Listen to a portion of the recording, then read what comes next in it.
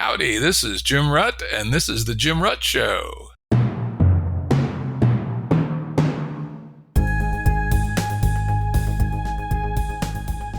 Listeners have asked us to provide pointers to some of the resources we talk about on the show. We now have links to books and articles referenced in recent podcasts that are available on our website. We also offer full transcripts. Go to jimruttshow.com. That's jimruttshow.com. Today's guest is Tyson Yunkaporta. Tyson is an academic, an art critic, and a researcher who is a member of the Appalachian Clan in far north Queensland, Australia. He's the author of Sand Talk, How Indigenous Thinking Can Save the World. Let me just insert here. If you haven't read Sand Talk, go read it. It probably ranks in the 10 best books I have ever read. And to put that in context, I've read more than 5,000 books. So if you haven't read Sand Talk, go read it. Jim Rutt says this is a must read. In addition to researching, writing, and raising hell, Tyson also carves traditional tools and weapons from wood, and he works as a senior research fellow in Indigenous Knowledges at Deakin University. If I believe the book that we're going to be talking about today, beyond working in wood, he, at least for a spell, pounded on metal and made artifacts from metal as well. Always good to chat with somebody that's grounded in the real world. Welcome, Tyson. I tried being a blacksmith for a minute. Hard work, huh? Didn't work out, but I learned a lot. You can't mess around talking about other people's cultures unless you're going to try it out. You know, you got to know what you're talking about. Tyson's one of my very favorite folks, and this is the 5th time he's been on the Jim Rutt Show. Damn. Back in EP 65 and 66, we went in depth on Sand Talk. Those were some amazing chats. And back in Current 032, Tyson and I chatted about spirits, Game B, and protopias. And then back in Currents 10, we talked about humans as custodial species.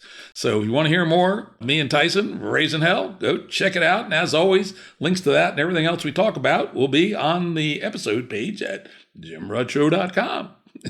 Since then, you got me like flirting with skeptical kind of rationalism. I've been taking a stab at that since I was blacksmithing. Yeah. And for better or worse, I'm creeping towards considering the sacred. How about that? Well, everybody is. But though I have my own Enlightenment man view of the sacred, but we'll probably talk about that later. It's interesting. I mean, the truth is there is one reality, and all the various stories are ways to try to make sense of that reality. So not surprising that people who seriously invest in narrative end up sort of converging, but providing parallax that adds a lot of value. Yeah, that's it. Today, though, we're going to talk about Tyson's book, which came out a couple of years ago, but it's just being released on Kindle, at least in the United States, on next week. So make sure you get that one too. It's also very good. I held off doing it because in a survey I did, the majority of my listenership reads their books electronically. And I want Tyson to become rich in addition to famous from this podcast episode. Yeah, make me rich. Yeah. And then you can spend half those royalties and buy me a cup of coffee when I come to Australia. That's it. Oh, goodness. Before we jump into the book, though, I do want to revisit a little bit from our yarn back in the day. One of the oddest things in my life was not long before I talked to you, a emu showed up at our farm deep in Appalachia. And I mean, real deep in Appalachia. We live in one of the most remote counties in the eastern part of the United States. And we were gone on vacation, and our neighbor who comes by and checks on the place every few days, she reported to my wife that she'd seen an ostrich in our field. And when did we get an ostrich? And I go, we didn't get no ostrich. And we drove back in after being gone for a couple of weeks, looked in our big field known as the Big Buck Field. And sure enough, there's something that looks like a little ostrich. And I said, that's no ostrich, that's an emu. And went back and looked in the book to make sure, and sure enough. And Mr. Emu, even though I don't know his gender, somehow he just seemed to give off a dude vibe, hung out in the woods around the Big Buck Field for at least 4 weeks after we got back.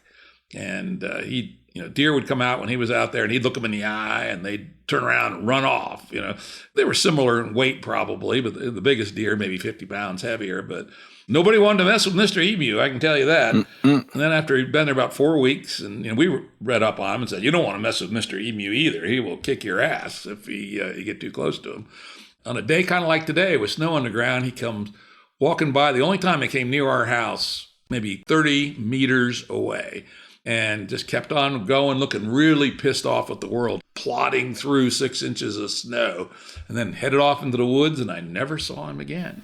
We talked about this at some length, and Tyson promised to ponder the symbol of the emu. And I'm curious to, first, for our audience, you can maybe tell us a little bit about the emu's problematic nature. Ooh. And what you, as a sage, might say about all that. I can layer in some of my ponderings. Yeah, let's do it. Since then, this is how right story happens. Jim, wrong story is just what comes out, unilaterally in the moment. Right story, it takes time. You got to sit and talk to lots of people about it and arrive at things together. First of all, I want to claim either credit or accountability for potentially precipitating your slide, your descent into considering spiritual realms as a real thing. Because that might have been it. Yeah, because we just finished talking about the story when you went, oh my God. And now he's shown up on my doorstep in the mountains. Yeah, and the story we were talking about was about female emu, actually. But now, in our mythical world of Tyson and Jim, it's Mr. Emu now. So that gender thing is important, but we'll get to that. But yeah, we're talking about Mrs. Emu there, and she's bad in the old stories, especially if I have that Brolga totem, and Emu and Brolga are always enemies. So Emu is a narcissist, at the start of creation. Emus run around, trying to boss everybody and proclaim himself as supreme. I am. I'm the best, I'm the fastest, I can do anything, and makes a lot of trouble for everybody. Breaks up the meeting kind of thing, tries to be boss for themselves, Anyway, so I guess all of that story was all about, we were talking about that narcissism, as a bit of a plague on the earth.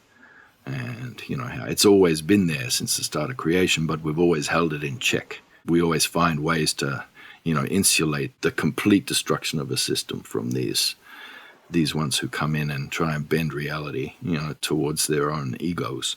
Anyway, so we talked about that a lot.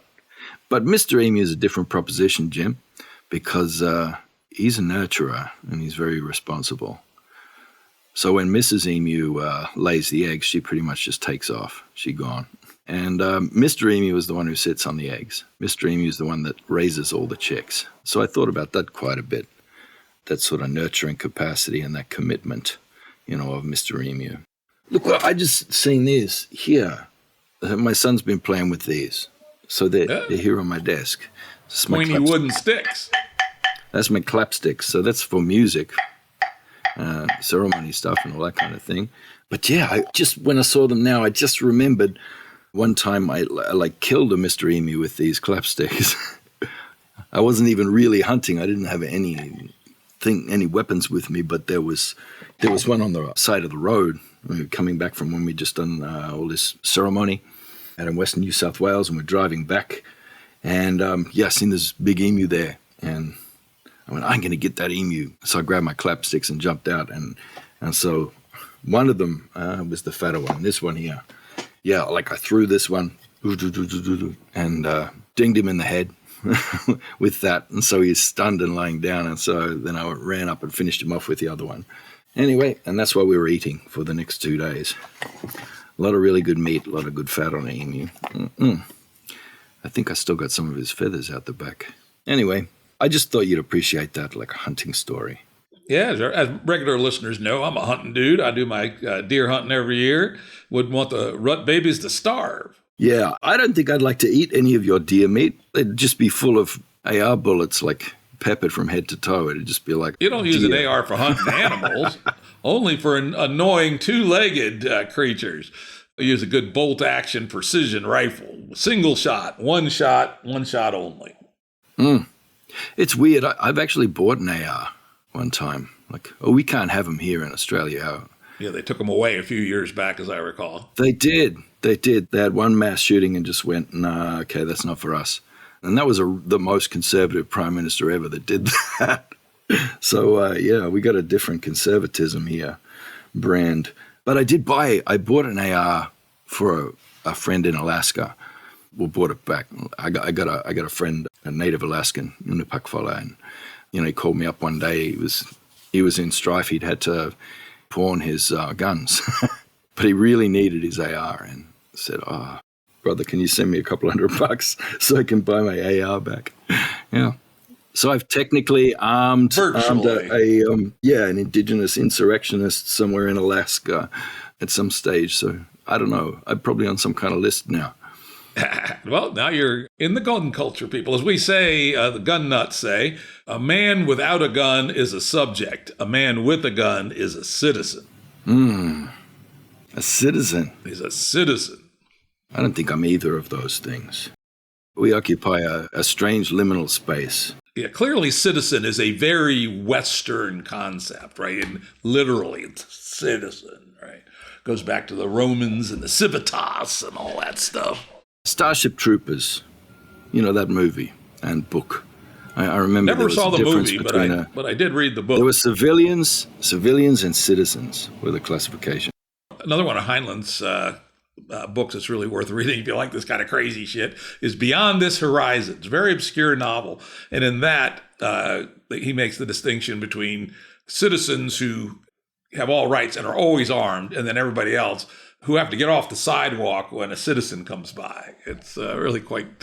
oh, man. Well, it sounds like he was into that.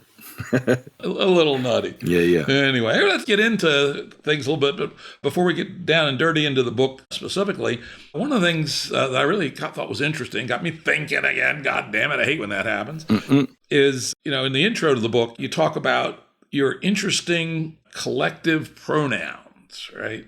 Us two, us only, and us all. I think we're three that I recall. And of course, I can't help myself being kind of the, linguistics nerd. I found you use us two 43 times. You did your search. I did the search. Us only 3 times and us all 3 times. And, if you're not paying attention, if you get the wrong one, you won't read the thing correctly. So for the ignorant folks who listen to the show, maybe you could just give them a quick rundown on those 3 pronouns and why they're quite meaningful, actually. First of all, just before everybody switches off and starts shouting at their phone, I'm not going to force you to use my indigenous pronouns. That's that's entire. In fact, I'd prefer it if you didn't. Hey, so that all of our pronouns, there's like heaps of them, because they have to describe your relationship. Because your identity isn't just you, it's your relationships. And it shifts, the context from moment to moment. So our language has to reflect that, So you and me in this sibling relationship that we've developed over the years, we're an us too, if we're talking about us. But I don't know if I was talking about, like if we went hunting together and, we were just like men with AR-15s, then we'd refer to that group as us only, And it's sort of, I don't know, us only, that implies us but not them. So like, we're all males who like guns here, So there's that kind of thing. And then, but then us all is a larger group, and can refer to everybody. But, there's more layers though, because for all of those, there's lots of different forms, like, us two belonging to him. So, your dad or your uncle or, who you're related to there, but not belong to her because we don't have male and female pronouns at all. It's just nil is if you're referring to like him or her there. Yeah. So anyway, there's heaps of pronouns and it's very complex because the relation is the important thing. You can't refer to yourself like, if you're saying nay, it's, usually there's something else, appended to that or, in the context of the sentence where you're talking about like yourself in relation to somebody, something, it's I belonging to, kind of that sense. But you can emu it up. You can, if you say I twice, then you're declaring separation from a relationship. It can't last long. It's only temporary because it's a very destructive state to be in. But you declare that, and that's a signal to everybody that you want to start a fight. If you say I, and that's all you have to say, I, and then and then it's on. Someone will step up, and you get some stuff off your chest. Sometimes that's just what you got to do. English has a paucity of good pronouns. Famously, it lacks a plural form of you. And so here in the South, we've invented one called y'all, you all. That's it. And it's, why the hell doesn't English have y'all? It should be, I'm telling the Oxford English Dictionary, got to insert it as a real word. Yeah, but they used to have it. So that was, the classic higher forms of English had heaps more pronouns. And then suddenly it became, only poor people and uneducated people use all those pronouns. It's weird, isn't it? So the other thing, and this is later in my notes, well, let's pull it forward since we're talking about this, is there is a kind of big perspectival difference between English pronouns and your people's pronouns in that ours are always egocentric or ego-defined, while, as I've learned from reading your books and talking to you, and really shines out in this book, is that in this culture, your culture, the words are deeply and inherently relational, and that's a completely different worldview. Maybe you could talk to that a little bit. Yeah, completely relational. So I guess with Indigenous systems thinking and Indigenous systems knowledge, you're not looking at the nodes in the system, so your ecology or society isn't, you're not looking at all the nodes and groups in that way. You're more looking at a pattern of relations. So it's the relation between two people is more important than those two people, than either of them, So that's what you see, But then they're not coming as individuals to that either. Nothing is seen as an individual thing. So, us two talking here, you are a web of relationships, that's unique on the planet. And I'm a web of relationships unique on the planet. And we're bringing those together and we're in each other's webs, So, it's sort of, it really gets away from this. It's hard to do the hyper individualism thing when your language and your culture does that to you. There's interesting pronouns in English. Like some stuff has survived. Like you still have like a residual subjunctive mood that's sometimes used. Like I demand that he be punished kind of thing. There's a little bit of subjunctive mood there, which is pretty cool. We still have that. What else did I see the other day that made me ponder? All right, here, fill in the pronoun. When I say blank, you tell me what pronoun goes there. All right, so if somebody comes up to me talking about pronouns, then I'm going to punch blank in the face. What's the pronoun for the person who came up to me? Him. Just him automatically? No. Probabilistically. Well, unfortunately in English, him is the one that includes him and her. That's in the official English, him is the neutral pronoun. Yeah, but if we're talking about a hypothetical scenario, like if somebody come in this room right now, blank would have to sit in this chair. He would have to sit in this chair, yeah. Or she would have to. That's you're so Mediterranean. That's how they do it in Italian and Spanish and Portuguese and French.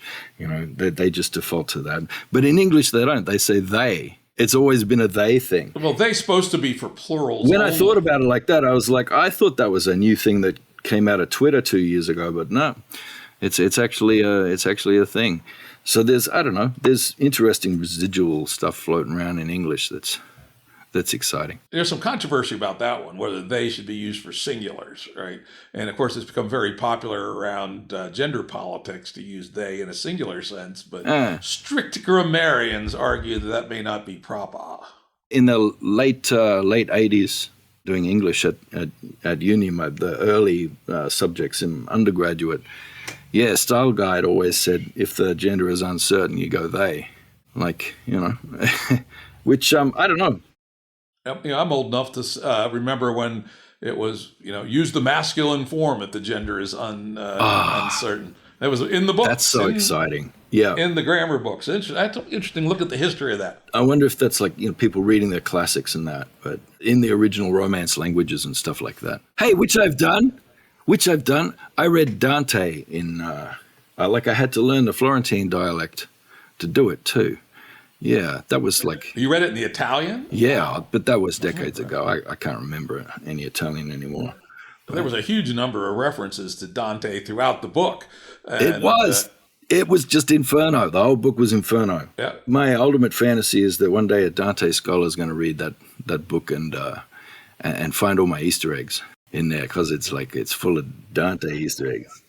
I saw some of them, but I read Inferno and the other ones too, the whole trilogy, when I was a freshman in college. So I don't remember much. But my wife and I occasionally joke that we really should endow a statue of Virgil where you come out of LAX airport in LA. Only classic scholars would get the joke, right? Yeah. What's the conspiracy theory airport?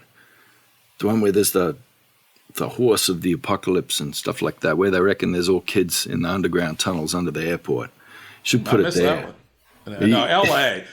Welcome to L.A. Virgil, your guide to hell. Right? Somebody will tell you. Somebody will tell you what it was after the thing. I can't remember the name of the airport, but it's like a massive thing in conspiracy circles. Everyone's always somebody hit me up on Jim_Rutt at Twitter. Yeah, and they look at all, like, there's heaps of content online.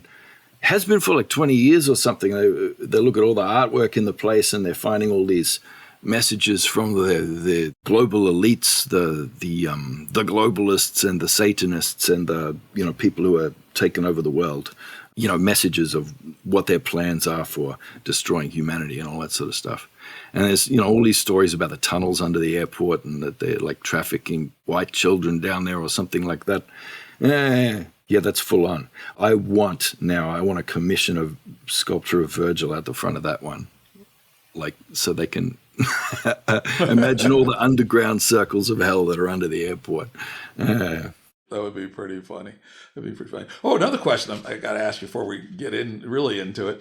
You mentioned in the book that you believe there have been people misusing sand talk or some of the things in sand talk in a bad way.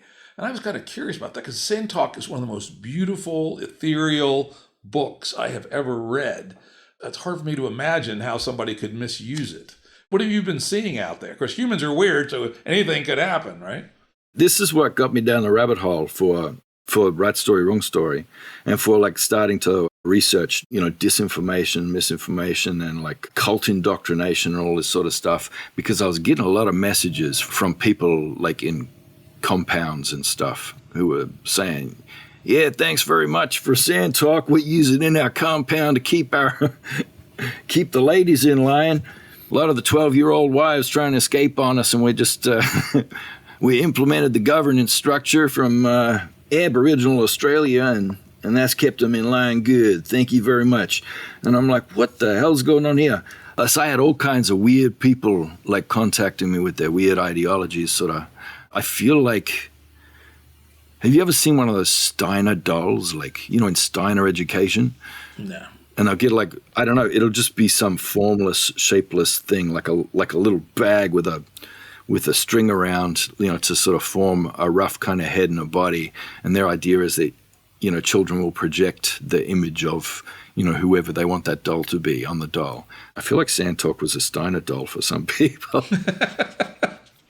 Because people keep saying to me, I remember when you said in Sand Talk X, Y, Z. And I'm like, no, I don't remember that. Yeah. It is an ethereal book in some ways. It's a really ethereal book. I mean, it pushes, at least for me, it pushed me into weird, far out fucking places, but in a good way. Yeah. I had a whole team just running, like for several months, just running an in-depth analysis on one chapter from Sand Talk, just to try and figure out what I was doing there. You didn't know, yeah. I'm this bipolar, like I told you, I wrote it in 2 weeks.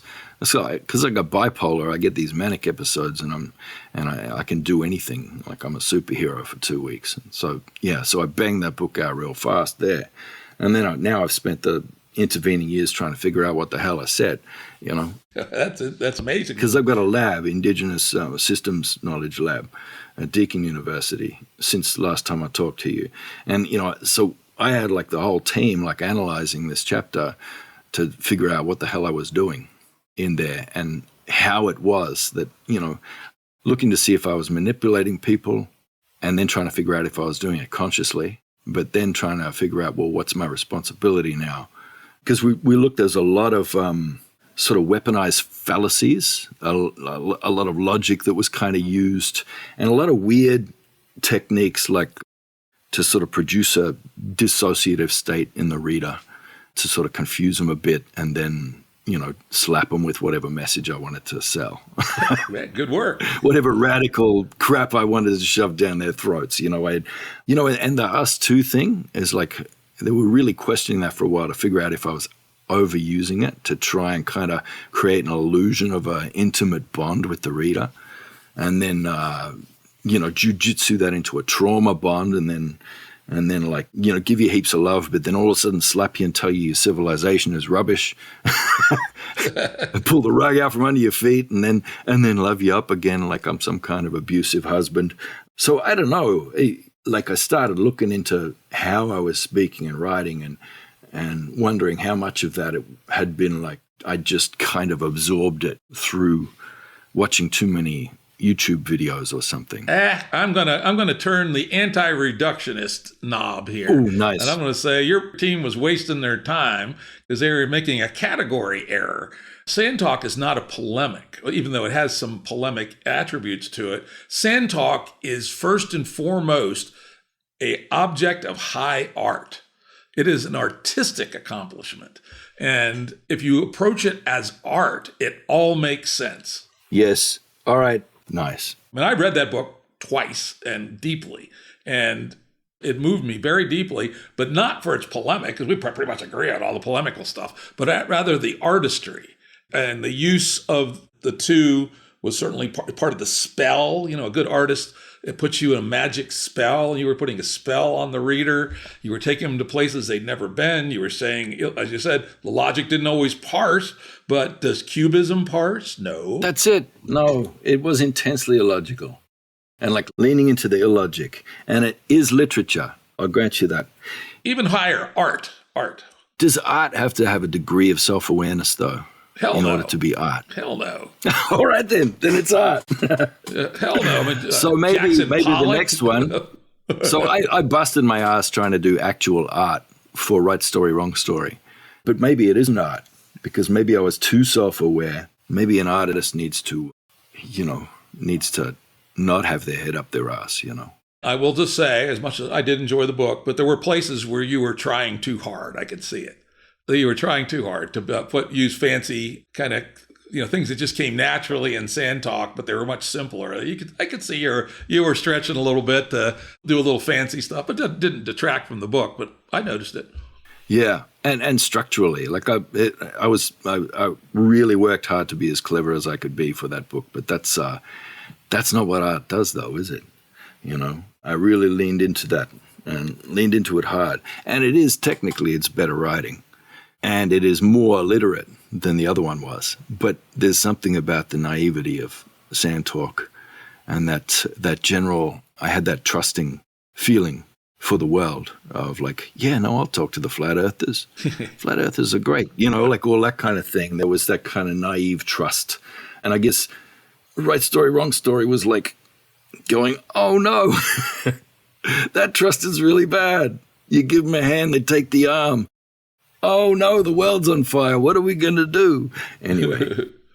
I'll put it this way, comparing the two, I'll bet there's a lot more semicolons in Right Story, Wrong Story. I believe there's a couple of colons in there. Yeah. And never used a colon before. Yeah. Yeah, my good friend now departed. Full colon. Full colon. Yeah, my good friend Cormac McCarthy, who recently died, great American novelist, he famously never used a semicolon in his life. Nice. And his work also has this high ethereal art, even when he's talking about the most depraved shit, like his probably most famous book, Blood Meridian. You can't find a more depraved, crazed, bloody book. but there's no semicolons in it. I never used to do semicolons. I learned semicolons from editors. Yeah, don't pay attention to those people. Full colons in this one. You should do, you know how you run your search for like keywords on a text? You should do a search just for colon, see how many come up. I can get a colonoscopy from Jim Rutt. Can't do it today, but I will do it and send it to you. A literary colonoscopy. I'd be interested. The first time I got a colonoscopy, when you turn 50, you're supposed to get one, came back with a perfect score, come back and tell us, see us in 10 years. I immediately went on and said, finally, I have proof that I'm a perfect asshole. Oh, my God.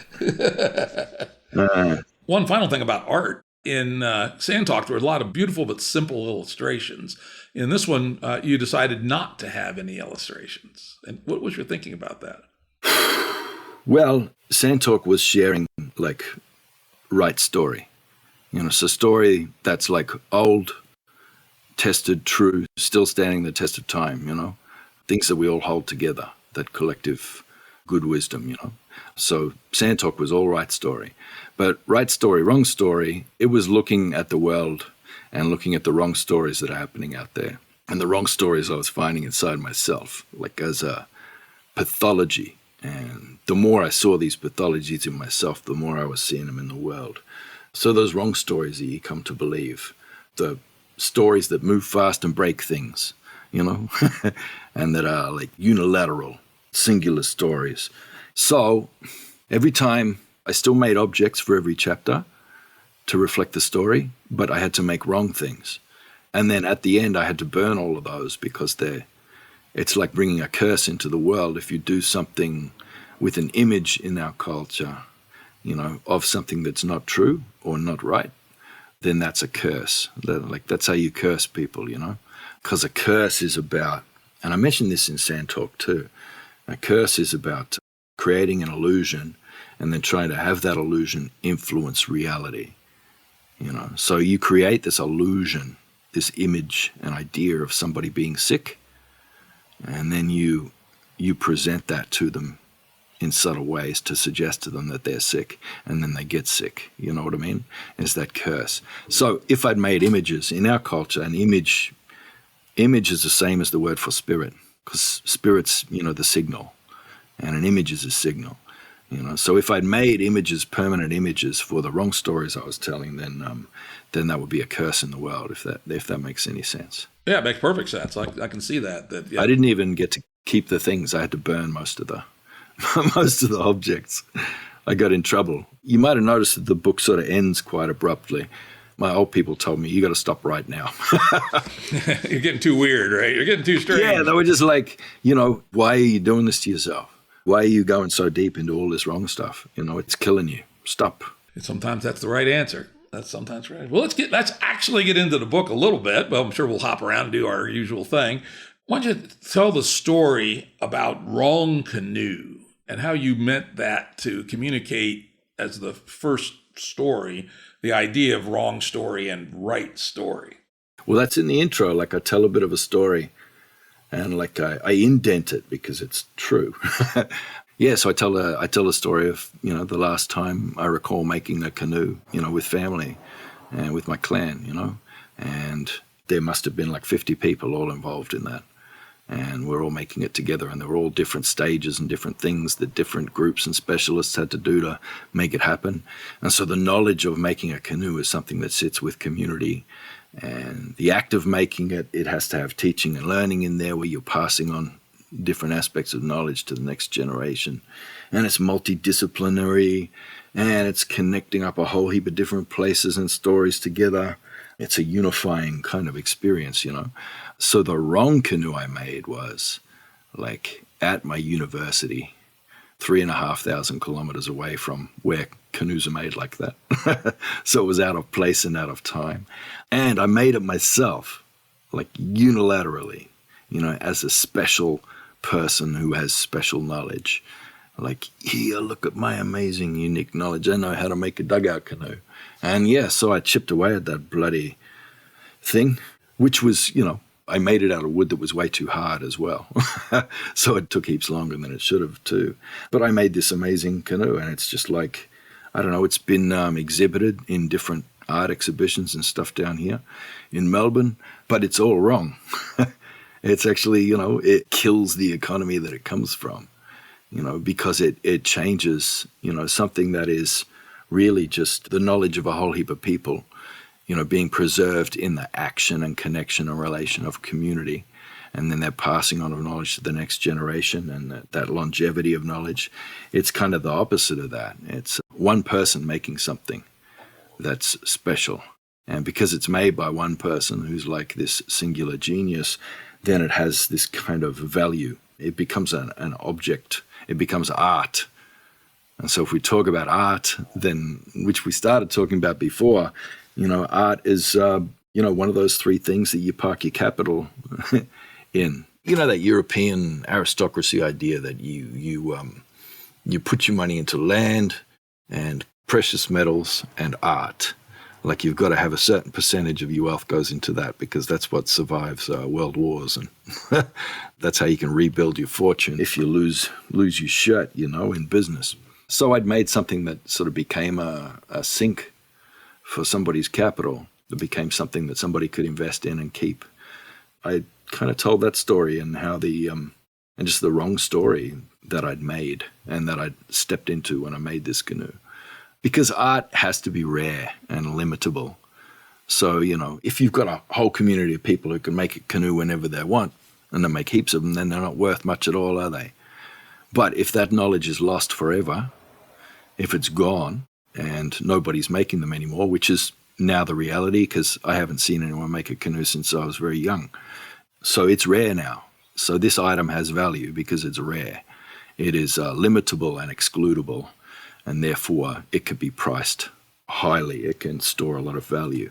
It is essentially that limitability and excludability that's, essential for being able to have a growth-based economy, where your demand exceeds supply, which then requires a caste system so that you can identify people who are going to be the ones who'll miss out to create the demand, from whom you can limit the supply. So it's kind of all that wrong story all woven together in one horrendous canoe. And I guess the whole book is, there's that metaphor all the way through of us two taking a canoe trip through hell, but we're never really crossing. But I'm the ferryman. I'm not Virgil. I'm the ferryman. But you never get off the ferry. You just keep going round and round the river, riding down the river Styx or whatever it is. Right? Yeah. Suddenly, the Styx turns into a whirlpool that goes down through all this different layers of hell, like an open cut mine. Oh, it's a terrifying journey. It is interesting. I just don't have a taste for it, but I do know lots of people that do of art as a positional good. The reason I have this art is because you can't, right? And, this is, it just creeps me out, I must say. We lived in Santa Fe for 10 years, a very intense art scene there, and everybody collects art and all this stuff. I would intentionally annoy them, make them think I was the worst Philistine ever. Who says, oh yeah, when I go out to the art galleries over on Canyon Road this year, pretty good year, I'm willing to pay $800 a square foot. And they go, wow! I go, yeah, the things I want to put on the wall that I like to look at, right? And that's, this year's value to me is $800 a square foot. And then they say, oh, but what about blah, blah? And I said, well, you know what? Wouldn't you ever, buy really fine art? And I said, yeah, for $50,000, I'd pay $50,000 for Vermeer, who's my favorite painter. And, the other worth like $100 million or something. But I said, yeah, I'd pay $50,000 for Vermeer. He's my favorite painter ever. And they look at me like, oh my God, you're a heathen. There's something in that parallels with spirit, though, with that idea of scarcity equals value. This is an interesting thing. So, with my family, my culture, if you have a sacred object, it's a very powerful object. So we do sculptures, and there's a sacred sculpture that you'd only use in ceremony traditionally. But there's a market for these things now. So we make many of them. And as a result, and we all know this, and the old people assert it all the time, is that ceremony object, the original one, is no longer very powerful, because every time you replicate it, image, that means spirit and image, it's like part of the spirit of that thing is taken away with the image, with the copy, with the replica, So, and this is what happens, but also happens with us. So, that old trope of, the Aborigines believed that the camera flash would take their soul away. That was about if someone took your photo, that image of you is part of your spirit. So imagine this. I keep talking to my community about it. Like, why are you all on Facebook? Do you know how many times your image is being replicated in the cloud? Like, if you really believe this, then you should be like blurring your face and not doing any biometrics anywhere ever. My cousin right now, he's gone viral. Eric Yunkaporta, they're calling him FaceTime prank guy. And he's currently got as of a few days ago, he had 11 million. I haven't checked. But on TikTok, he's got 11 million views of this one video he did where he was trying to figure out how to use his camera. Because he just started up on TikTok and so it's just 2 minutes of him looking at the screen and not doing anything, just slightly moving. He didn't say anything. Anyway, someone found that and started using it as a filter to prank call people. So, you get a call from your daughter, open your phone, and there's your cousin, right? There's this swarthy guy just staring at you, and you're going, hello, hello, and he's just staring at you. And so they recorded people's reactions, What have you done with my daughter? What have you done with my daughter? I'm calling the police. Anyway, we were all horrified about this, and we were contacting the E-commissioner and stuff. We wanted to get this taken down, all these. And it turns out maybe he's not too upset about that. So at the moment he's looking, wow, there's millions of people looking at my face. And it's like, yeah, but look, yeah, there's people, hey, here, have a look at this AI. People are using his face for face swap AI things where they're like, they're creating these videos of my cousin as a serial killer, like going around like abducting white people and tying them up in his basement or something. Are you sure you want this, cousin? Oh, anyway. But I think about that, and I think about 11 million people using his image, at least, and then how many times that's being replicated and shared and multiplied in cyberspace, and then what that's going to do to his spirit. That's a bit like what we were talking about with the art. Like you look at the Mona Lisa. That I imagine that was an object of great power when the fellow was carrying it around for how long? What was it? 30 years he was carrying it around in his backpack, working on doing it a little bit more here and there. Yeah. If you imagine that object the first time it went up, how much power it had, but now it's like on 40 million screensavers and posters and joke memes and stuff all around the planet. I imagine that's lost its power a little bit, that one. And I wonder if it, loses value the more copies there are of a thing. Yeah, if you're talking about positional goods, again, turning into totally Western reductionist economics, yeah, if there's lots of them, maybe it's lost its value. I don't know. It has maybe not lost its financial value, but it's certainly lost because at some level, it's increased its value because every place you go, there's a postcard with Mona Lisa on it. So her memetics are winning, but perhaps in some deeper sense.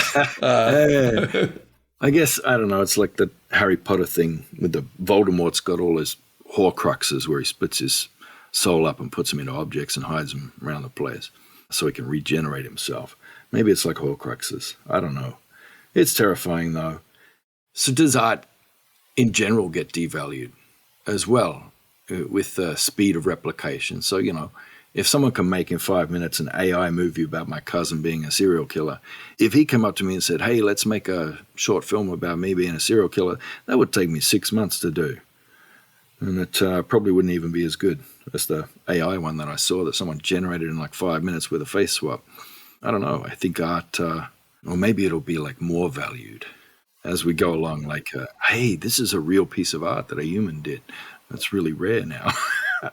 But soon you can't tell, right? Today you can still tell. There's usually some artifact, but give it another 2-3 years. One of the things that's going to really break down our sense making is the inability to tell what is a simulation from an AI versus something that was created by a human. It's right on the border now. Yeah, reality and truth get mixed up, and it's, for ages I thought Donald Trump had 6 fingers. And wore a diaper, right? This is, this problem, like the ontology and epistemology sort of gets out of step. And that's kind of what I explore in the book is, this idea that there's a difference between what is true and what is real, and your Venn diagram personally for that needs to very closely resemble a circle, what's the truth and the real. Because you can't really come into good dialogue with other people unless your truth, your perception approximates 9 times out of 10 your reality. You know what I mean? Otherwise, you've got nothing to exchange in good faith. So there are a lot of people, they're talking a truth that they've either come to believe reflects the reality, or they wish it reflected that, or they're like deliberately, lying about the reality. And these people, that's the bad faith actors when they come to the table and share story with you.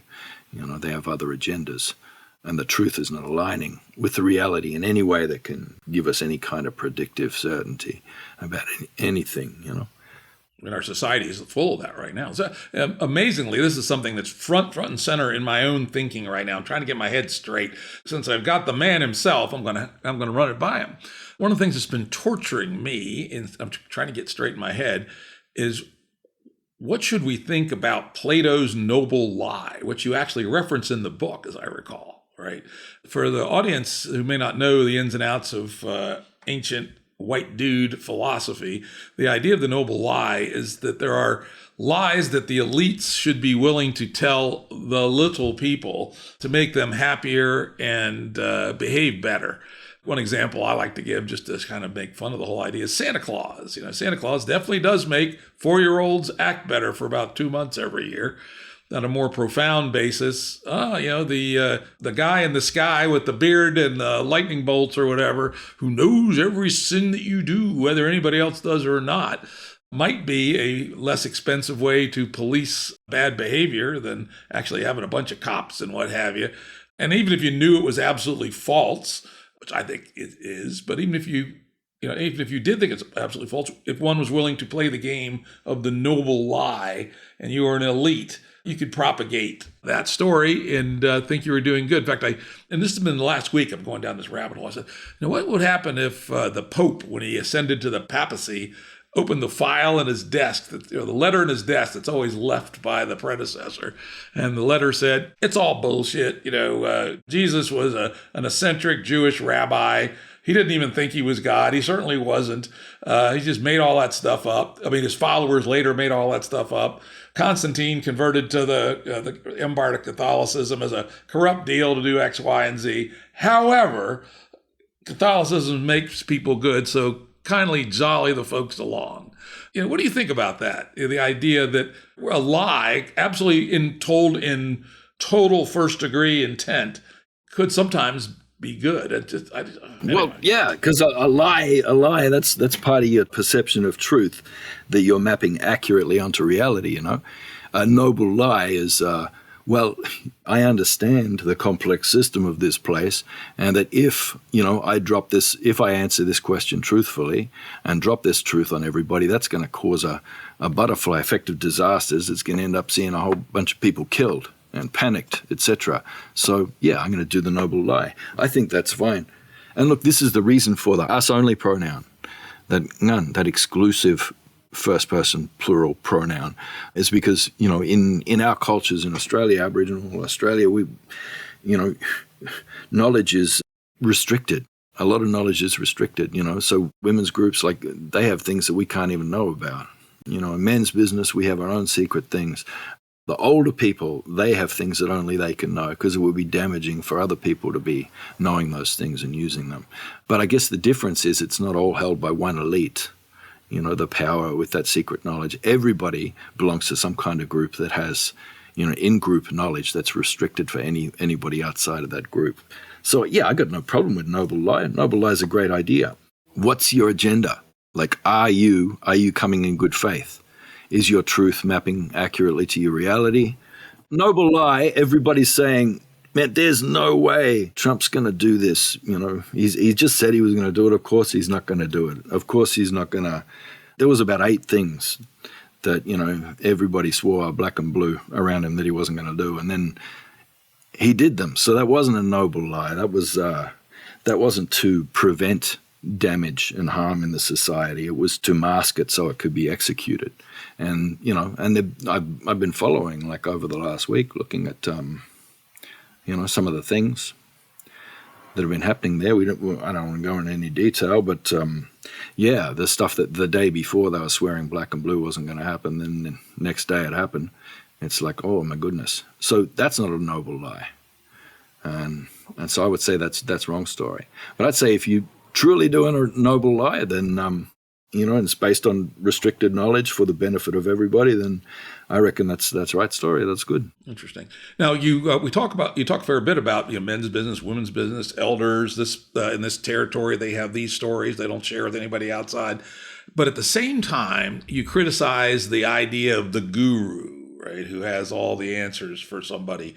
And I'm with you there. In fact, one of the things that I will react very badly to is somebody playing what I call the guru game.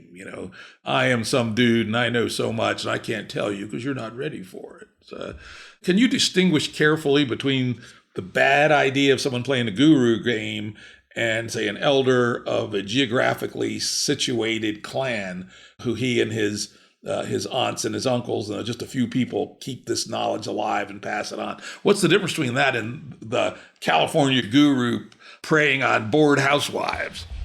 Persuasion. You'll never hear an elder doing persuasive rhetoric or trying to convince somebody of anything. That's the only difference. I like that. My friend Parul, I'm always really offending him, like when I use the word guru. And like I do a disclaimer, I say, no, I mean small g guru. And he says, there's no small g guru. Guru is a sacred thing. You can't use that word like that. Anyway, but I keep doing it anyway. I really got to get my tongue under control with like just loosely saying shit to offend people when it's sacred to them. I do that all the time. At least I didn't say anything bad about guns to you today. So I must be learning some kind of freaking restraint. Who needs guns when you're so deadly you can throw a musical instrument at an emu and kill them dead. And kill it dead. Hey! That's pretty cool. Somehow I think a bullet would be more efficient, though. You'd probably lose less meat also, particularly with a emu, you'd shoot them in the head if you're any good, right? And then you wouldn't lose any meat at all. That would be the thing to do. Well, there's every chance that was a fluke and I wouldn't be able to replicate that shot again. Yeah, it's cool. Although I did kill one of your deer in New York State with a rock. That's... So, we have some pretty damn good hunting skills here.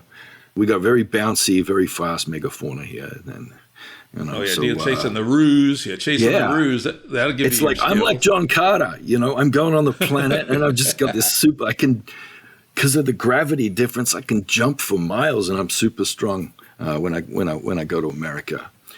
I'm just raw. I'm Crocodile Dundee. I'm Tarzan. I'm like John Carter. Yeah. I got superpowers. That's because you're right side up, and all the blood hasn't gone to your head. You people down under, upside down. No wonder you're so strange, right? Coriolis effect, though. My water is spinning the other way. Yeah, indeed. That is true. I do feel the difference when I change hemispheres. And you know what? Last year I went to Uganda, right? And there's a place like right there on the equator. And they've got like 3 bowls with a hole in the end, and there's water flowing into the bowls. And they've got a hole in the bottom of the bowl so that the water's going down through the hole in a kind of whirlpool. And they've found the exact spot on the equator. So they've got like the one on one side, it's spinning one way. And then like just half a meter away, there's another bowl there, and it's spinning in the opposite direction. But the one in the middle, it's just dropping straight through. It's not swirling at all. Because they found the exact millimeter there right on the equator where nothing spins at all. And so I'm standing there and like stepping in the different spots and just feeling my whole body just completely freak out. There were so many tourists there taking photos. They didn't seem to be experiencing the same problem though. So I wonder if that was just I don't know, I was just projecting that onto myself and feeling something that wasn't really happening. But anyway, I certainly did feel very different standing in each of those 3 spots. Interesting. Yeah, it makes sense. I've never been to the equator. Did I ever go past the equator? No, not yet. I went a bit crazy there too. So I feel like when I cross the equator, I go a bit crazy for a while. But I did like shout the C word at somebody outside of a Buddhist temple there. So I imagine, I think that's a data point that I look at that and then I put it all together and I can analyze, yes, I think something does happen to me when I cross the equator. I will have a period of disruption. It might just be jet lag too, though, so, One of these days, we're going to get you up here to the Rut Farm, put you on the porch for a couple of days till you jet lag, keep you well lubricated. Then I'll get out my meters and ESG, what the hell are the things? Do the brain waves. Yeah. You can get me out of my reductionist sort of obsession at the moment. Ever since I met you, I became obsessed with like verification and falsification out of our early yarns. And so I'm doing that all the time. Everything that happens, I'm sitting there like trying to triangulate freaking everything to try and, figure out if I'm thinking the right way about this thing or not. I'm thinking too much since I met you, Jim. Well, let's turn it the other way on how maybe hyper-rational, and now you're the one that's going to flip me back into an artist again. Freaking the world's upside down. What's going on? Yeah, something going on. I mean, I think I'm sure you were a significant effect. I am now prepared. People don't have a heart attack out there in Rutland to acknowledge the utility of the concept of the sacred. How about that?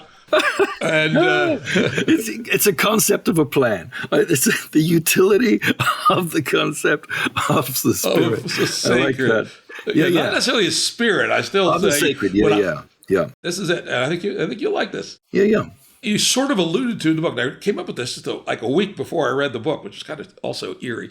Which is, and this is some conversations I've been having with some friends, and they've been guiding me in the wrong or the right direction. But we'll figure out what. Which is the sacred may be an excellent way for us as humans to deal with systems that are way too complex for us to deal with analytically, right? And one of the examples I used in something I wrote recently is, what's the right relationship between humanity and nature, right? Western man in particular has defined themselves as separate from nature. And if you go back and read stuff from, say early modern and just pre-modern period, people hated nature. Nature was a scary, bad thing, and to the degree we could, we tried to annihilate nature. Fortunately, they didn't have really powerful tools, but now we do, right? And we've been doing this on the flip side. And that's kind of analytical. Yes, I can cut down all the trees, plant one crop, hit it with poison, basically run my big tractor, collect the corn, sell it to ConAgra, and then barely be able to make the payment on my land and my tractor. And that's a reductionist system. On the other hand, but it's tractable to the analytical left brain mind. On the other hand, if we take a sacred stance towards nature and look at the long arc of the evolution of the universe, biological world of nature is the most complex, amazing, intricate, interwoven thing that, as far as we know, exists in the universe. And oughtn't we take a sacred stance towards nature and then try to get a simple heuristic out of that, which is whatever you do, do not reduce biocomplexity. Everything you do on a net basis, be at least neutral and hopefully positive with respect to biodiversity. And I find that actually to be a good and relatively powerful use of the word sacred without having to bring any woo bullshit in. Yeah. I keep sort of really questioning the idea that what we have is a religion or even spirituality in our way. Because it's real, like everyone else is wrong and this one's real. No, but because, the spirit is just part of biology, and we don't use the word spirit. We don't even have an abstract noun for like just spirit or spirituality. You know what I mean? There's nouns for things like spirits, like a spirit, the spirit of a thing. But there's no big like general abstract noun. We don't have it. It's just it's just in everything. And here's a good way to do it. Jim, this might appeal to your rationalist sort of side, and so I allow you to come to it as well, is that, in a natural system, in any system, damn, it could be a freaking financial system even, it's not a system of things, like species and predator-prey, bloody commensal and parasitic, etc. relationships. It's not just that. It's a system of signals, and that signals is the spirit. Okay, so, you only need one thing to change. So a migratory bird arrives, and its call is a signal in a place. Other animals hear that call and know that it's a change of a season, and that's time to signal different behaviors. So these other animals behave in different ways. The plants respond to that. You've got all the mycelia signals happening, but then there's arboreal fungi as well that are reflecting that. Above your head, those signals are going through. There are a million signals happening at once, and the ants behave differently. And in the aggregate of all those signals and changing behaviors, it even shifts the microclimate of that forest, and then something else will happen, and you might get long, warm, still nights, and then that's a signal for all the ants to mutate and grow wings and fly out around the place and mate, and then the smells of that and all the pheromones going around, that triggers a million other things happening. It's a signal system. And in our culture, like our rituals and ceremony, these are things that are performed at specific times to signal changes, in the system. So we're actually able to, because of the complexity knowledge, that we have of the system, we can insert a signal into that natural system and change what's happening. So, we can cause the ants to mate sooner, or, we can cause different things to happen that will signal to bring these birds in. So, if you do that bird call before the bird arrives, then the system will start behaving as if that bird's there. You know what I mean? Signal is a really good way of understanding spirit, that it's just it's the communications, it's the comms network that's unseen, of the system that you're looking at. And I guess this is what people are alluding to when they're talking about entire cultures or social systems or economic systems, or a monetary system behaving like an egregore, a self-organizing sentient entity, which, if we acknowledge that this entity is, then maybe we can call it a demon. And then go, well, so if there's a demon, then maybe there's an angel. And if there's an angel, then maybe there's a God, there's an Adonai or something, and then next minute you've converted publicly, and you got to be careful with all this stuff. You have to keep your metaphors straight from your reality. This is an intervention, Jim. I'm giving you this idea of a signal system, because it's a slippery slope. I don't want to see you on Fox News next week talking about how you've converted to some weird religion or something. That would be terrifying. I'd be like, no, that's it. Like, I'm a convert to the religion of the complexity lens, right? We talked about this on our very first call, and right now, interesting, because when you were talking about how you intervene in the complex system, do little nudges and such, there's a new field coming out of the Santa Fe Institute right now called emergent engineering. Or emergence engineering, which is how do you think about a complex system knowing that you can't actually calculate, how to build a bridge that has a, ability to hold a 250,000 pound truck. In complex systems, it's not nearly straight of that, but it's basically doing nudges and probes and seeing what happens and seeing if you get a result that seems positive. If so, do a little more, but be careful because you might be in a transition zone where good suddenly becomes bad, etc. And they're out there developing a quite interesting body of knowledge on emergence engineering, which sounds very similar. And if that's religion, then I'm happy to say, sure, I belong to that church.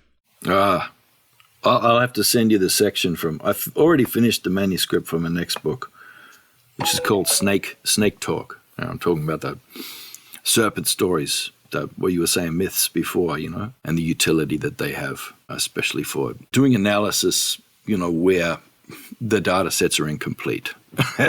I'll send you the section on that where I'm looking at that, and I just use the example of the formula and theorems that they use to locate underground water from incomplete geospatial data sets.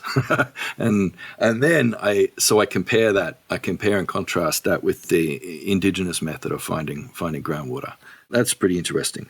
And how much utility the rainbow snake story has for modeling for creating a storied, imaginal model of the landscape and determining where the flows in the past and predictive modeling kind of where the flows will be in the future on there. So, determining over a sort of deep time focus with that mythical lens where that water will be located under the ground, where it would have gone to, which is pretty cool. Anyway, I'll have to send you that section. That sounds very cool. Of course, here in Appalachia, we have something called dowsers or water witches. Even the most hard-headed atheistic farmer, before they pay $15,000 to have a well drill, they'll generally hire for a couple $100 a water witch or a dowser to come out and walk around with their sticks. And these are pretty hard-headed people. I don't know. I haven't done a controlled double-blind experiment, but but they're using the metaphor, and the mythology of dowsing as a practice, and even just the symbols of the rods, which have no power, and neither do they. I guess they're walking around and they're picking up on, a trillion different data points all at once, and they're doing some kind of dark data processing deep in their subconscious, which is the only place that can happen, but they're actually using the myth, the story, the mythology, the body of law around dowsing. They're using that as a metaphor to process all of this dark data and actually, lead them to the spot where the water is, maybe. Anyway, I feel like I'm Jim here, and I feel like I'm being Jim and you're being Tyson. This is terrible and pretty cool, actually. I like being It's you. a good thing. It's a good thing. If people thought I was Tyson, that'd be quite a compliment, right? Tyson's the coolest dude around, right? And I'll swap with you in a heartbeat. I want to be on a mountain with a bunch of guns. That sounds deadly. Yeah, one of these days we'll get you up here. Now, you mentioned lore, and this is something I really would like to dig into a little bit, is in the book, in various places, you talk about both lore and law. And the two seem to be related, but they're not at all the same thing. And particularly, we're talking about law in the sense of the Aboriginal sense of law. Maybe you could start with law and then add in lore, and then how they're related, but how they're distinct. How does that sound like a good professorial yeah. topic? Oh, well, Professor it's a tricky Yunkaporta. one. Because, and there is, there's not total agreement on that because they are English words, so there's a lot of back and forth in our community about some people saying we shouldn't use LAW at all and that it should all be about law, LORE, because all of it is narrative based, not just narrative, but ceremony and place and season. So it's all like what we were just talking about. It's that big bodies of knowledge and what you call mythology, but it's real because it's in a place. It's a story that is located, and there's so many layers in that narrative, which is basically the story itself is just a mnemonic, because there are lots of layers of restricted knowledge that are built into that, so that you can have terabytes of knowledge stored in that. And I guess that's the LORE, that law, that story, for keeping all of that knowledge. But, the law, LAW, it's a really sort of sacred thing, and it's actually, we see it as having substance, as, in the landscape, our hero ancestors, totemic ancestors, their bodies being in the landscape and their sacred essences, being in the ground, in the air and all around, in a place, And so the law is something that's just ineffable and permanent and, stored in the landscape. So, I guess, I guess with some knowledge is RAM and some knowledge is ROM, I guess. Oh, RAM and ROM. Oh, okay, that's interesting. Read-only memory. And what's interesting, what's really cool is we were talking the other day, me and my partner, and you'll know people up in the Northern Territory, like the word for law, LAW, which they stress really strongly, no, it's LAW. Their word for that is ROM. Interesting. That's in the language. And I'm like, yeah, we were joking and going, it's like read-only memory. And it's like, yeah, well, that's what it is. And that's the law that has to be kept, that's the law that's kept forever. And I guess the story, like the LORE, it does reflect and, contain all the information about the law, LAW, but the law is very ceremonial and very, very much, it holds you. It holds you in every aspect of your identity and behavior and movement, every day. So, everything that you do is a right action, right thought, right deed. It's very much about you being embedded in this LAW law. And if you come out of that relatedness and you step back out of your relationships and you do that I thing for too much and I'm going to fight you, then you're out of the law and you might find punishment coming your way with that. Yeah. Now, you also said, and I thought this was very interesting, that in the cultures you're familiar with in Australia, LAW is not written down. It's in a dynamic relationship with reality. So how do we have it both be everlasting or long-lasting, but also be dynamic? How does that work? Actually, I yarned about a rabbi with this. I was trying to find a way to describe that. And, after a couple of hours, he said, it's like the written Torah and the oral Torah. So, the written Torah is, that must be the word, and that is kept. And that's how they maintain their language and culture and spiritual knowledge for, a couple of millennia on the run, They've kept it wherever they went, they've maintained that. And because they have that they have that LAW, the law of the written Torah. But, he said, we also have the oral Torah, And, the oral Torah is, our interpretations, our embellishments, our intellectual development and scholarly work, that's the oral Torah. That's how we do our innovation. So our culture is still a living culture, So our law is still living law, and not just... so I guess it's the LORE that invigorates and revitalizes and is not afraid to break the pattern every now and then in order to stop the pattern from stagnating, you know what I mean? This may be a tough question, but when this little conversation triggered it. Can you think of examples where the encounter with the Western invasion caused adaptation around the LAW, perhaps with LORE, in a way to at least be able to survive? It's got to be a tough topic, a very painful one, but... Yeah. Well, it's tricky. Before anybody even saw a European over most of the continent, although all the elders died, or most of them, because the plagues sort of swept across the continent.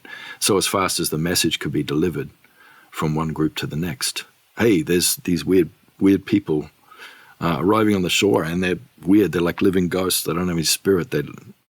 They're weird.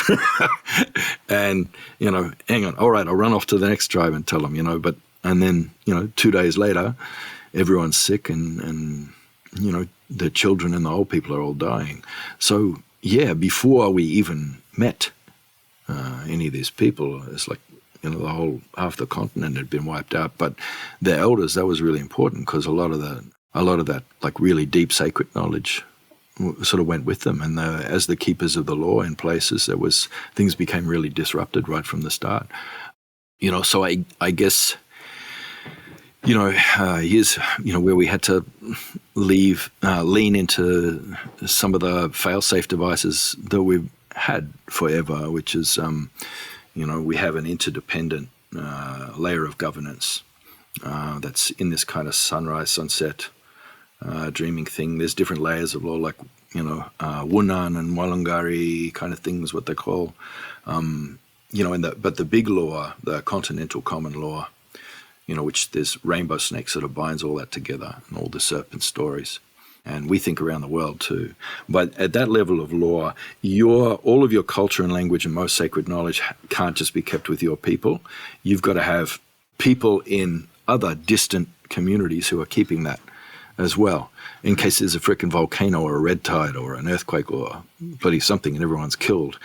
it's got to be repopulated, not just with people, that land, but it has to be repopulated with people who know the story of that land and know all the knowledge and the language of the land. So, yeah. So a lot of those things had to kick in, and a lot of younger people had to step up as knowledge keepers.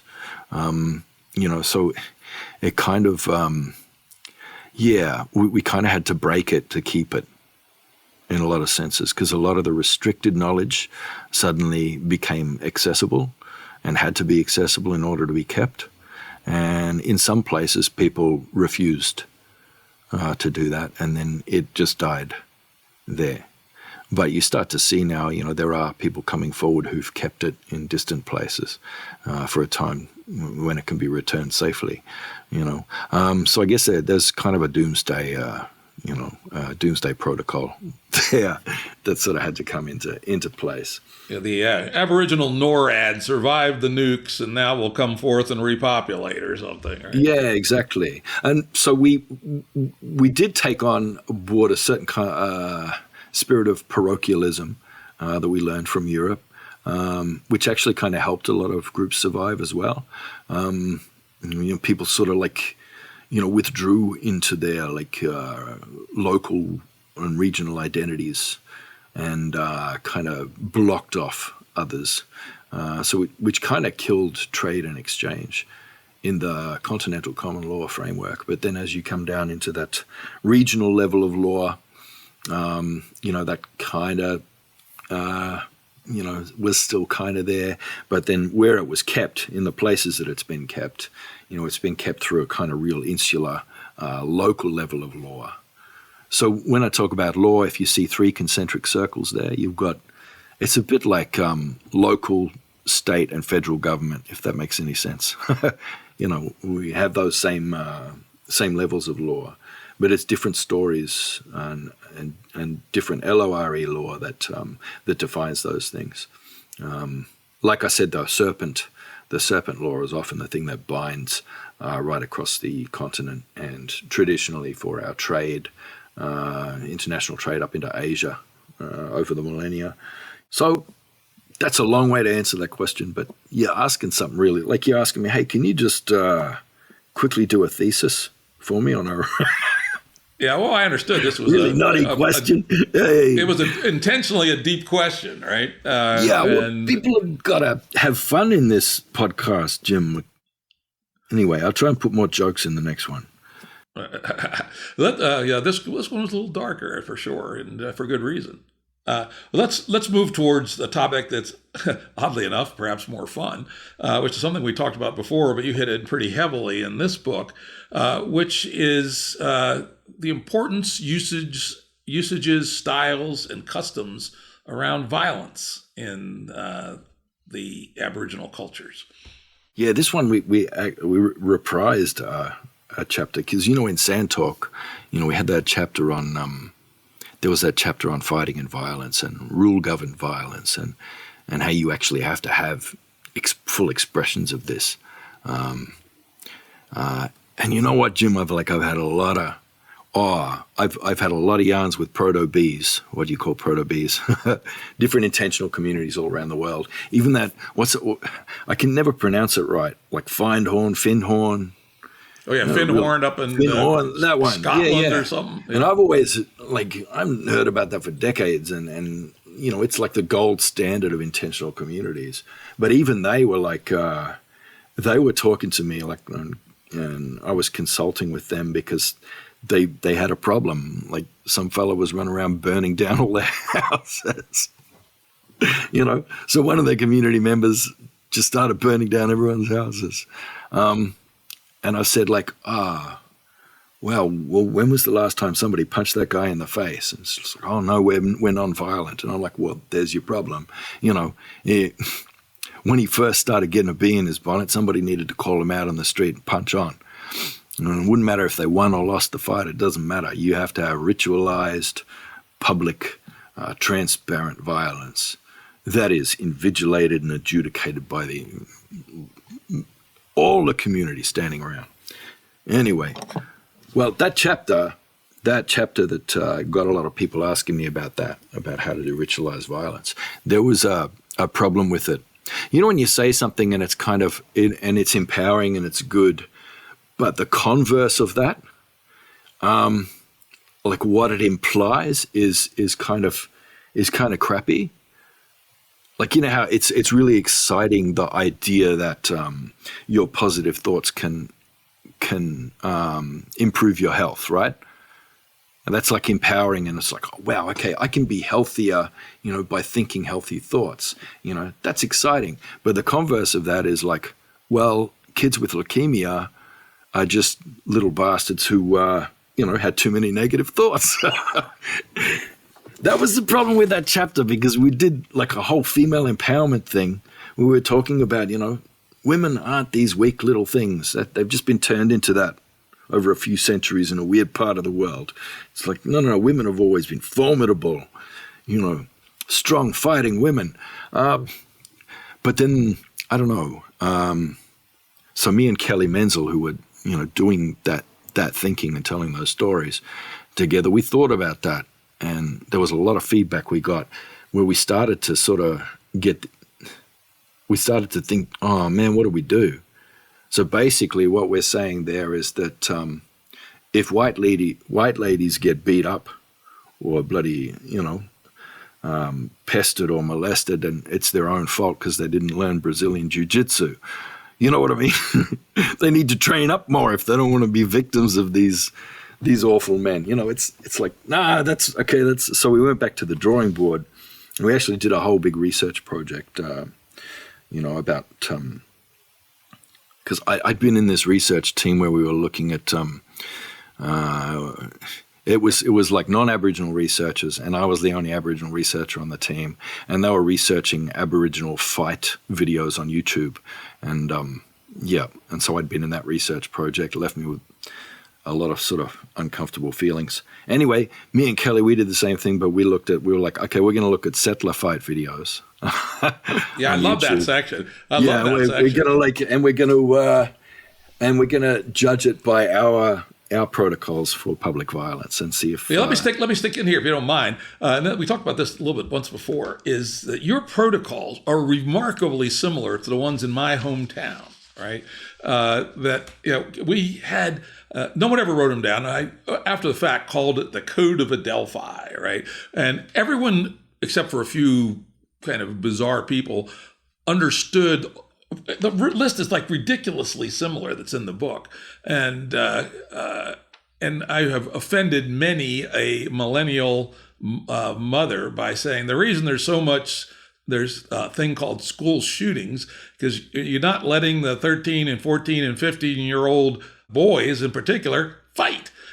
Young mammals spar, right? And particularly if you have a code, worst case, you might get a tooth knockout. Oh, well, shit happens. But nobody dies, and you are a much better person for it. I said that in the chapter. I said, like, if you think this, if you think this sounds weird, ask your grandfather. Yeah, exactly. Wherever you're from in the world, ask your grandfather about, like, fighting sort of rules from when they were. Yeah, we all, and everyone knew it, and the, one that you mentioned is, no weapons. I still remember vividly, I could probably know more. I was just a little young to actually be in the fight culture, but I was in the circle, the circle, right, that forms around. And somebody who was just not a normal person was standing up facing off another guy, and he reached in his pocket, he pulled out a pocket knife. And it was a cheap-ass little folding pocket knife. But it was such a violation that instantly two big dudes grabbed him by the elbows. A third guy come up, took the knife away from him, threw it on the ground, and the three of them beat the shit out of the guy, right? Because it was like an unthinkable thing violation. To do. Yeah, that's you broke the law. Utter sacrilege. And plus, also, did your generation? They didn't like roll around on the ground trying to choke each other out. No. You know what I mean? They didn't lie on top of each other trying to smother each other. Like, what's with all these MMA cucks running around? Like, oh, every fight ends on the ground. It's like, no. Once someone's on the ground, you stop, you step back, and you wait for them to get up. You don't do that. Exactly. In fact, our rule was the same, which was if someone's down, you do not kick them. You don't, and they give them the chance to get up. But if they don't want to get up, fight's over. And there was but there's honor in the fella. There's honor in the loser who keeps getting up. Steve McQueen.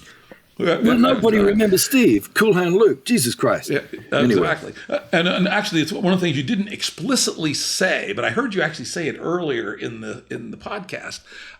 So I think you obviously know it. In our culture, losing was no dishonor. In fact, your honor could go up if you lost. Right. As long as you fought the way you were supposed to fight and got your ass kicked by somebody who was better fighting than you were, oh well, right? But in fact, your status could go up more than his might. It's like, chess. If fair fight is about not just maintaining but restoring the dignity of everyone present. Yeah. Because the wrongdoer, even if the wrongdoer wins, it's he's had to really think about that, and he's had to really face that other person and face their dignity and really face what they've done, So everybody learns from this.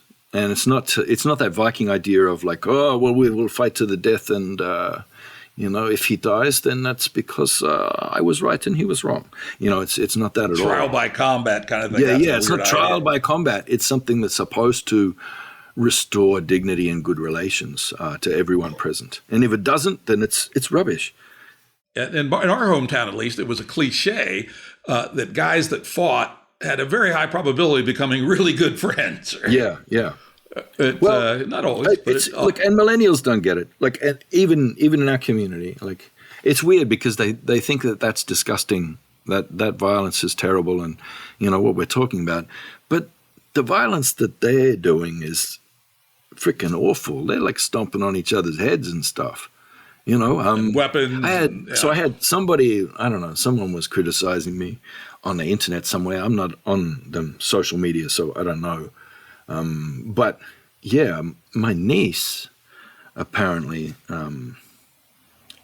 contacted them and called them out online, and she said, "I'll fucking skull drag you bitch." And I'm like, "What the hell is skull drag?" And I looked it up online. I did see that in the book. What the hell is it? It is freaking awful. I had to mention it because it just blew my mind. And I'm like,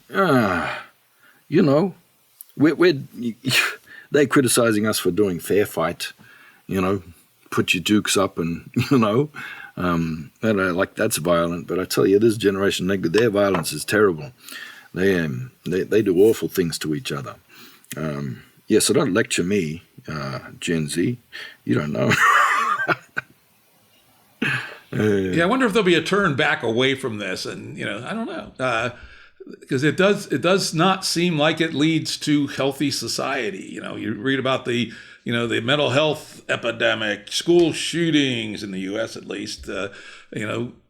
I don't remember anybody that was nuts. Well, a few people are a little nuts when I was, say, a high school kid, but most people seem to be happy and relatively normal. And we got in fights from time to time. We drank too much beer from time to time. But life was good, even though we were relatively impecunious as a community. Half the parents were high school dropouts. You have these little enclave, cultures, economies, communities, every now and then where things, some kind of horrendous violence has to be done to establish, a massive abundance of those resources in the first place. And then there's a time where everybody can just sort of chill out and coast along in abundance. And it doesn't matter if it doesn't matter if you drop out of high school. You're still going to, make enough money to have a house and have enough a healthy to society. Send your kids to college, all that sort of thing. Yeah. That's how it ought to be. And there's obviously something deeply, deeply wrong with late stage game A, that it's essentially impossible for a person who does the right and honorable thing to prosper. And the fucking liars, cheaters, and scammers are the ones that are the winners today. And we got this. We got. All right. One last topic. This is probably the deepest question I'll ask you, which is you obviously are in touch with your native spirituality, your indigenous spirituality, your culture. You think seriously about these things. You relate to it deeply as a person. And yet, late in the book, you say, surprise, I'm a skeptical atheist, just like Jim Rutt. And yet, I suspect that And all then of I the flip above, back around that again. and as I know that in some sense, all these things are true simultaneously. So for our audience, I read the book, but for our audience, do the riff on how you can be a genuinely spiritual person, deeply embedded in your culture, and be an atheistic, self-labeled atheistic skeptic all at the same time. Well, it's like working in an office where, the HR policy, on sexual harassment is not like, your entire identity, and it's not something that, you're living as your, core truth. But it helps to have it there because you hurt less people in the office. You know what I mean? So I think my atheism is a bit like that. It's a bit like a spiritual HR policy for my life. It also stops me from overstepping. I lived a very intense spiritual, cultural life. And, I got to the stage where, I knew a lot of things, so I was doing a lot of things, sometimes acting out of my frickin' pay grade, because there was no one else around to do it when stuff was needed to be done in our community, spiritual stuff. And I needed to be able to vet stuff because there were too many people who should have been holding me back, who were greenlighting me and even asking me to do things that I shouldn't have been doing. So when you're at the stage where you can't outsource, your checks and balances to a HR department culturally, if your elders have suddenly been completely freaking radicalized on YouTube and they're screaming about Jewish aliens coming to eat us, and saying, "Yeah, boy, you do that sacred song today. You do that there. You can lead that ceremony." I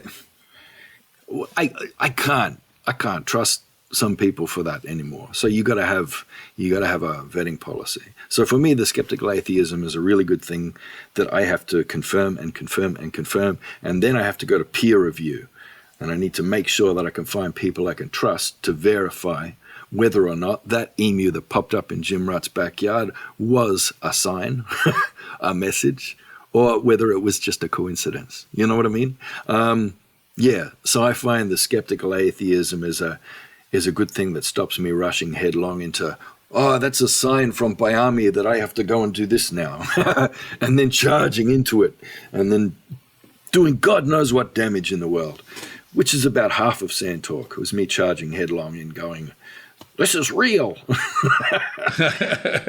which a lot of it certainly was. But my truth and reality Venn diagram was sort of, I don't know, it wasn't quite a figure of 8, but it wasn't a circle either. When I wrote that, the good stuff is in the overlap there in the middle, but there's some weird shit out on the margins, I tell you.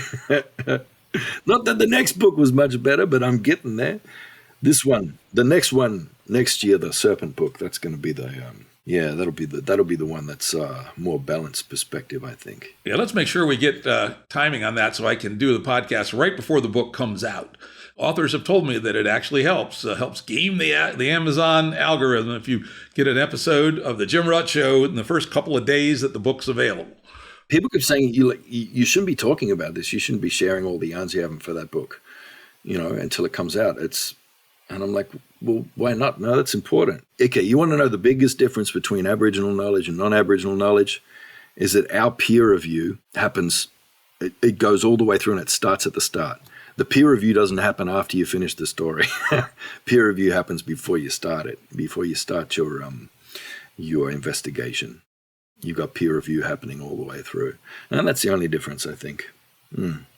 So anyway, I share stuff. I do spoilers all the time, and just share my thinking. And people say, "Oh, what if someone steals your intellectual property?" And so that's not my property. That's the truth that's in the world. I can't say that belongs to me.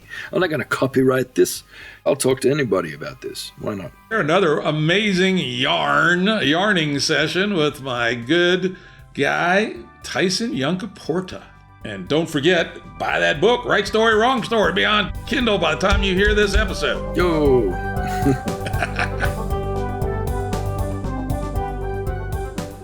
Audio production and editing by Andrew Blevins Productions. Music by Tom Muller at modernspacemusic.com.